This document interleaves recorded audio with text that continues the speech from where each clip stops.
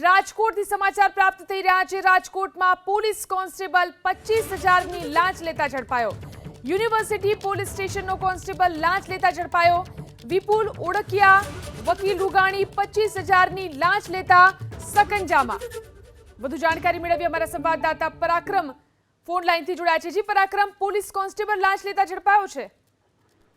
ચોક્કસ police constable લાંચ લેતા યુનિવર્સિટી પોલીસ સ્ટેશનના કોન્સ્ટેબલ વિપુલ ઓળકિયા છે અને તેમની સાથે વકીલ જે છે 25,000 રૂપિયાની લાંચ લેતા પૈસાની લેતી દેતીમાં લાંચ લીધી હોવાની હકીકત અત્યારે સામે આવી છે। એસીબીના અધિકારીઓ દ્વારા તપાસ શરૂ કરવામાં આવી છે। જામનગરના એસીબીના અધિકારીઓએ જે આ અરજદાર દ્વારા જે અરજી કરવામાં આવી હતી તેને લઈને આ જે કાર્યવાહી જે છે તે કરવામાં આવી છે। એસીબીના અધિકારીઓ જે વિપુલ ઓળકિયા કોન્સ્ટેબલ છે યુનિવર્સિટી પોલીસ સ્ટેશનના તેમને પૂછપરછ હાથ ધરવામાં આવી છે। એસીબીની ઓફિસ ખાતે લઈ આવવામાં આવ્યા છે અને તેમની પૂછપરછની સાથે એક વકીલ છે રૂગાણી કરીને વકીલ છે તેની પણ અત્યારે પૂછપરછ હાથ ધરવામાં આવી છે।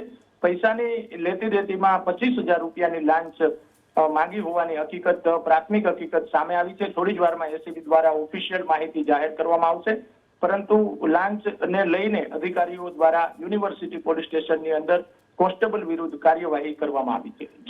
જી આભાર પરાક્રમ તમામ જાણકારી આપવા માટે।